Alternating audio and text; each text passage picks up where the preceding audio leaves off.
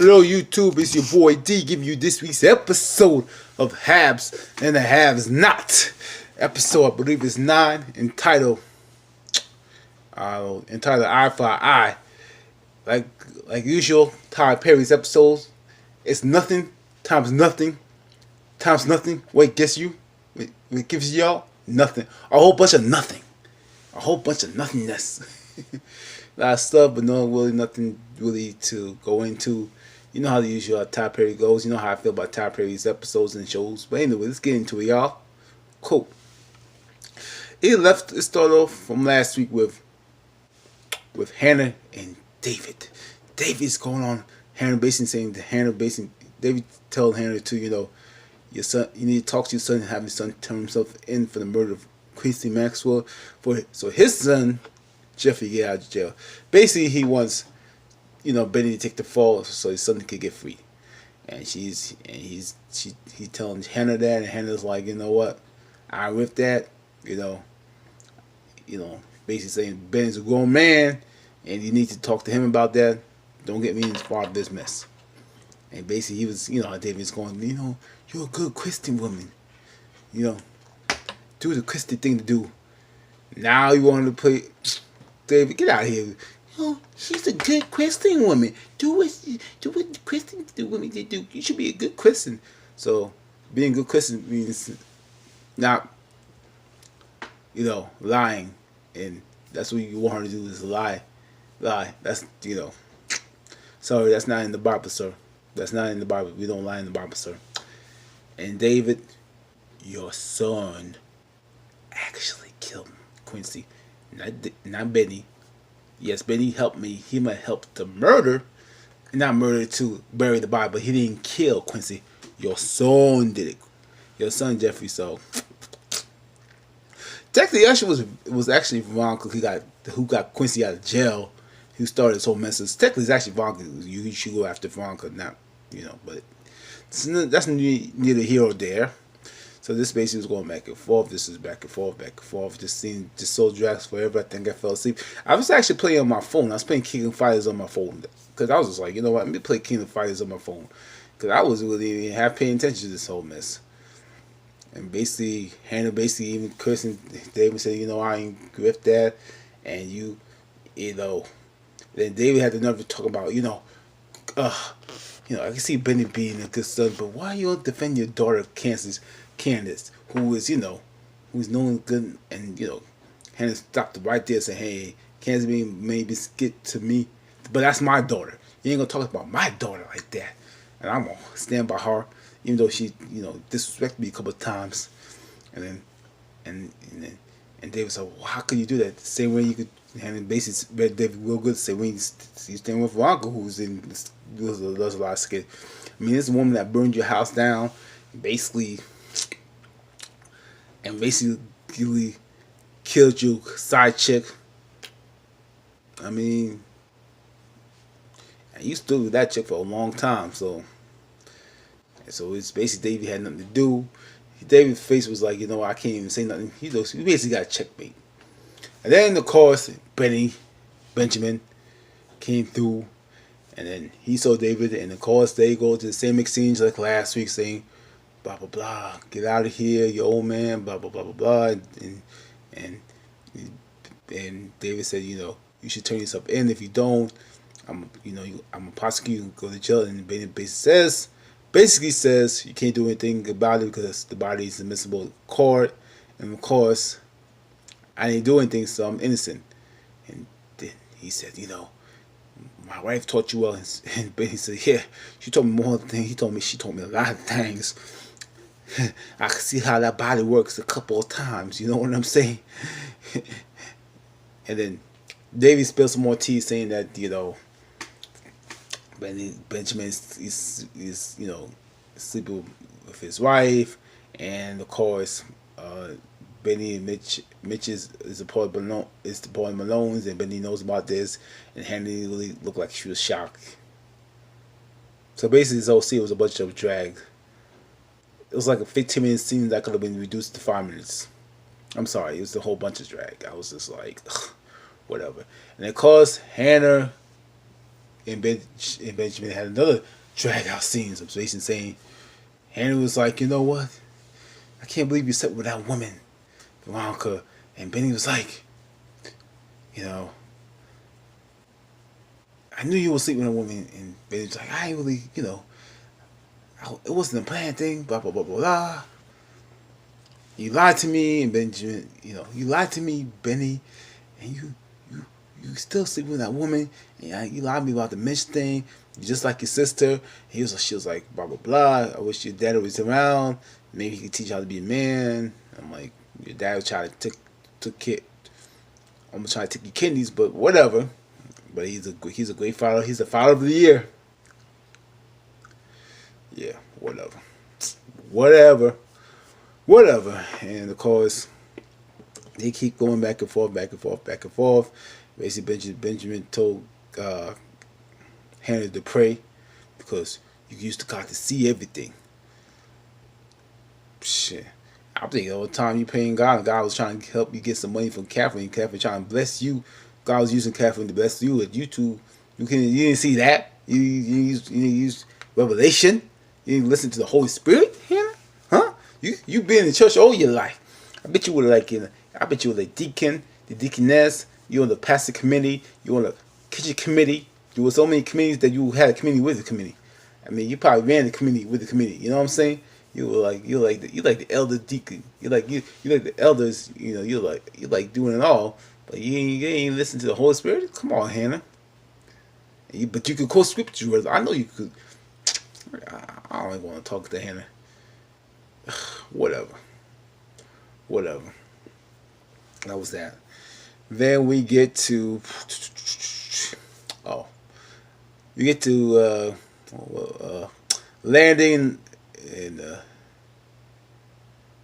landing in Charles. Charles is going to go back to the States. He want to go back to Georgia because he wants some of that Georgia peach, aka Candace. He wants some of that Georgia peach to Candace. And as soon as Candace gave him some of that blessings, that man is hooked on Candace like right on rice. He don't know what to do. He ain't sleep at night. Every time he wakes in the morning, he be like, oh, Candace, I need you in my life. Candace, you're my girl. I need to wife you up. You and me, we can make a family. We can build a family together. You could be my first lady. And he tells Lanny, I need you to make it happen. Lanny's looking at like, why you want her to be your first lady? I could be your first lady too. I'm good looking. I ain't gonna backstab you. I can teach you some things too, Mr. Charles or Mr. Chucky. So basically, he meets up with Candace. I think somehow they meet up. I don't know how, but and basically again, Lanny wants Candace to basically, you need to come to Charles and he basically tells her that Charles was the one who who got her out of jail, and you need to be with Charles. And Candace's like, nah, I don't need to be with Charles. I'm hustling now, and this and that. And Lanny was like, forget hustling. You can still hustle too, and you can do it instead of being illegal, go to jail. You could do it in the White House. And it's legal. You ain't got to go to jail. Because politics is what? Politics is getting over people. Politics is just legalized pimping. That's how politics is. Politics is legalized pimping. You really good at it. So, dude, he wants you to be the first lady because Candace and Landis says the only reason you're doing this because you're trying to know the pain of the loss of his son. Ding, ding, ding, ding, ding. Then you got it right. You get a gold star. All right. Yeah. So basically that was that. And then we see Melissa, my favorite character in the world. I love Melissa. She's like to do Veronica. Melissa's getting me, winning me over. She gave me some tea. That's the only reason why I like to review this show is because Melissa. If Melissa wasn't on the show, I don't know if I could keep reviewing the show. Because, man, I'm going to keep it real with you. Y'all, it'd be a struggle review having that have not. It'd be struggling. I do some struggle reviews for that show. But, because Melissa, It makes it all right. But Melissa, I'm mispronouncing the girl's name. Melissa. She drinking some Henny, some rock, some effing vodka, you know, and she drank her problems away. She trying to drink the bad decision she made with sleeping with Benny. She drinking that all way, cussing it down. And then Veronica comes true, or Demonica, as Net would say from random reviews. She drinking her problems away.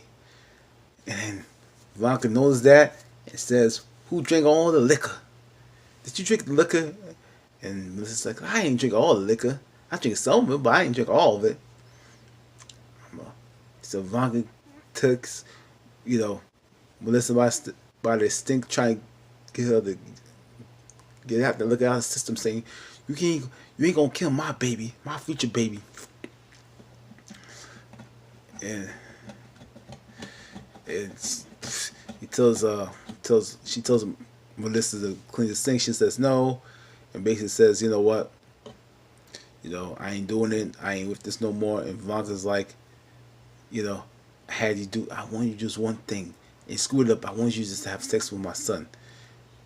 And Melissa's like, "Well, I can't do that. I didn't screw up because his son is he ain't like the kitty cat. He likes sausage meat. He's gay. He's gay." Veronica. And then, of course, Blanca's in denial, and of course, she says the same thing like she says all the time. He's not gay. It's you. It's your fault, not mine. It's yours. And this scene went back and forth, back and forth, back and forth, back and forth, and back and forth until and says, "I didn't Blanca says that? Did she say last week that I was going to see I'm gonna take you to the doctor to see if the baby is you actually have the baby?" So I don't know if she went to the doctor way or she just forgot. Come on, Tyler Perry, do better. Anyway, this was back and forth scene. What's next? We see Jim is getting his rocks off with his one of Candy's new tricks. He getting down. Soon he getting his little rocks off, or his AKK blessings off. You see Catherine come through, call Miss Gangster Kathy. Miss Gangster Kathy's in the building. Give it for Miss Gangster Kathy. Basically says to her, tells the tricks, tell her, get off and boy, I shoot you. I say, Catherine, don't do this.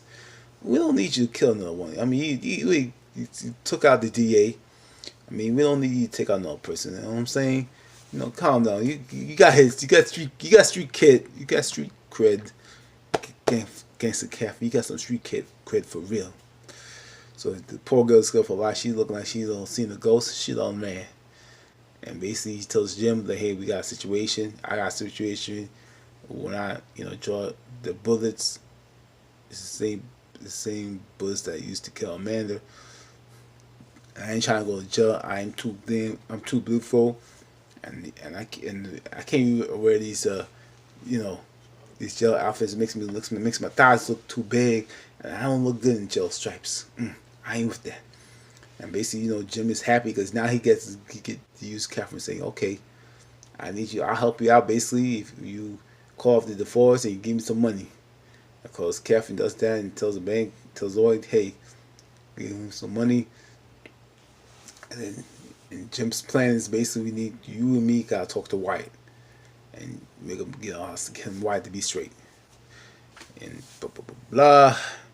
And then the one of the new girl that goes to Candace says that I have a situation. She's scared, and Candace gave him some liquor to get her to calm down. She calms down. Basically says, I'm scared. She tells her that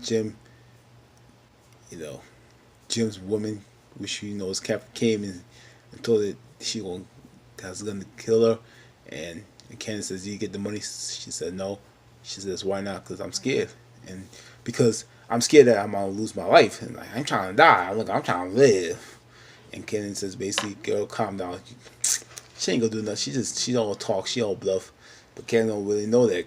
Catherine ain't talk. She about that life. Catherine's about that life. She about that gangster life. She don't talk. She shoot you and ask the question later. She ain't about. She ain't calm. She a bad bee. That's Blanca. Blanca almost lost her life a couple of times. You know what I'm saying? So she gotta relax. She basically tells the girl, go get the money back and don't be a punk. And basically old girl comes back. She got a little swag, she got some confidence, she got some little confident juice, and tells Jim to give me my money. Jim does. And she feels like she won the $1,000,000. She's so happy she got the money, and that Candace gives her $100 out of the 10,000. I think it's 1,000. And she says, "What the hell?" And Candace says, "Hey, this is the game. I'm a pimp. I make the money. Here's something." And she rips the money in half. So you do this here, you gonna keep losing money. So I said, Candace, you ain't right, girl. But I love you, girl. Like now, I love you. Like Candace, Melissa, and Veronica are like my three favorite ladies. They make the show exciting. Then David goes, Justin goes to the same prison. He has to fill out that report for the stealing for the whatever he fills out. And David sees Wyatt and wants Wyatt to visit Jeffrey and basically give him some hope. Wyatt tosses Jeffrey and saying, "Hey man, you can move to California with me. You can build a life together. It's gonna be okay." And Jeffrey says, "I'm not really sure." And of course, we find at the end that Justin is like a jealous lover who's watching the whole time. So he's obviously mad. So that's pretty much it was the episode of Have Is or Have Not. If I missed anything, y'all put it in the comments below. Subscribe to my channel, hit the subscribe button, and hit the bell to right to see more of my videos. Comment on my videos, of course, share my videos, and of course like my videos. Anyway, this is your boy D. I'm out. Holla.